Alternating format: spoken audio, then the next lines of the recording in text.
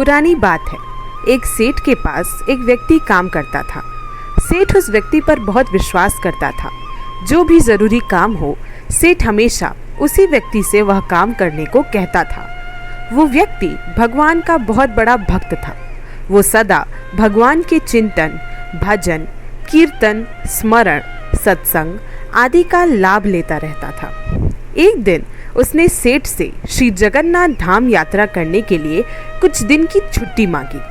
सेठ ने उसे छुट्टी देते हुए कहा, भाई, मैं तो संसारी आदमी हूँ, हमेशा व्यापार के काम में व्यस्त रहता हूँ, जिसके कारण कभी तीर्थ गमन का लाभ नहीं ले पाता। अब तुम जा ही रहे हो तो ये लो 100 रुपये मेरी ओर से श्री जगन्नाथ प्रभु के चरणों में समर्पित कर देना।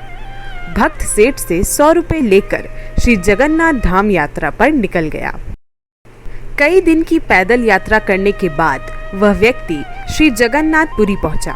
मंदिर की ओर प्रस्थान करते समय उसने रास्ते में देखा कि बहुत सारे संत, भक्तजन, वैष्णवजन हरि नाम संकीर्तन बड़े ही मजे में कर रहे हैं। उस व्यक्ति को ये सब देखकर बड़ा ही अच्छा लगा। फिर उसने देखा कि संकीर्तन करने वाले भक्तजन इतनी देर से संकीर्तन करने के कारण उनके होंठ सूखे हुए हैं। वह दिखने में कुछ भूखे भी प्रतीत हो रहे हैं। उसने सोचा, क्यों ना सेठ के 100 रुपये से इन भक्तों को भोजन करा दूं। फिर उस व्यक्ति ने उन सभी लोगों के लिए उन 100 रुपयों से भोजन की व्यवस्था कर दी।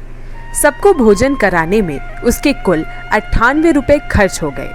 उसके पास 2 रुपये बच गए। उसने सोचा, चलो अच्छा हुआ, 2 रुपये जगन्नाथ जी के चरणों में सेठ के नाम से चढ़ा दूंगा।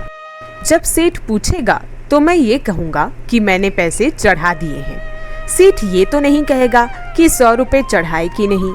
सेठ तो पूछेगा कि पैसे चढ़ा दिए हैं कि नहीं, तो मैं बोल दूंगा कि हाँ, पैसे चढ़ा दिए हैं। झूठ भी नहीं होगा और काम भी हो जाएगा। भक्त ने श्री जगन्नाथ जी के दर्शनों के लिए मंदिर में प्रवेश किया।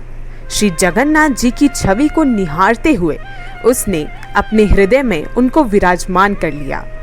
अंत में उसने सेठ के 2 रुपये श्री जगन्नाथ जी के चरणों में चढ़ा दिए और बोला, ये 2 रुपये सेठ ने भेजे हैं। उसी रात सेठ के पास स्वप्न में श्री जगन्नाथ जी आए, आशीर्वाद दिया और बोले, सेठ, तुम्हारे 98 रुपये मुझे मिल गए हैं। इतना कहकर जगन्नाथ जी गायब हो गए। सेठ तुरंत जाग गया और सोचने लगा कि मेरा नौकर तो बड़ा ईमानदार है, पर अचानक उसे क्या जरूरत पड़ गई कि उसने 2 रुपये भगवान को कम चढ़ाए। उसने 2 रुपये का क्या खा लिया? उसे ऐसी कौन सी जरूरत पड़ी? ऐसा विचार सेठ करता रहा। काफी दिन बीतने के बाद भक्त वापस आया और सेठ के पास पहुंचा। सेठ ने कहा कि मेरे पैसे जगन्नाथ जी को चढ़ा दिए थे। भक्त बोला, हाँ, मैंने चढ़ा दिए। सेठ ने कहा, पर तुमने 98 रुपये क्यों चढ़ाए? 2 रुपये किस काम में प्रयोग किए? तब भक्त ने सारी बात बताई कि उसने 98 रुपये से संतों को भोजन करा दिया था और ठाकुर जी को सिर्फ 2 रुपये चढ़ाए थे। सेठ सारी बात समझ गया और बड़ा खुश हुआ। वह भक्त के चरणों में गिर पड़ा और बोला, आप धन्य हो, आपकी वजह से मुझे जगन्नाथ जी के दर्शन यहीं बैठे बैठे हो गए। तो दोस्तों, भगवान को आपके धन की कोई आवश्यकता नहीं। भगवान को वो 98 रुपये स्वीकार हैं जो जीव मात्र की सेवा में खर्च किए गए हों, और वो 2 रुपये का कोई महत्व नहीं जो उनके चरणों में नगद चढ़ाए गए। भगवान को चढ़ावे की ज़रूरत नहीं होती। बस सच्चे मन से किसी ज़रूरतमंद की ज़रूरत को पूरा कर देना भी भगवान को भेंट चढ़ाने से भी कहीं ज़्यादा अच्छा होता है। हम उस परमात्मा को क्या दे सकते हैं जिसके दर पर हम ही भिखारी हैं। तो दोस्तों, अब मिलते हैं अगली वीडियो में कुछ और ऐसी ही अच्छी, सच्ची और प्रेरणादायक बातों और कहानियों के साथ। तब तक के लिए राधे राधे। और ये वीडियो देखने के लिए आप सभी लोगों का बहुत बहुत धन्यवाद।